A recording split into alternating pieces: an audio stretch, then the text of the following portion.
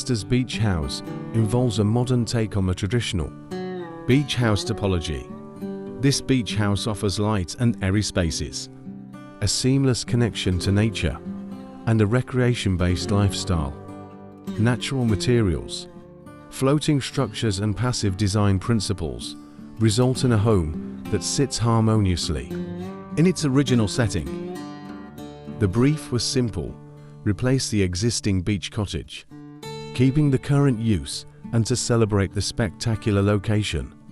The beach house is shared by 3 families with young children.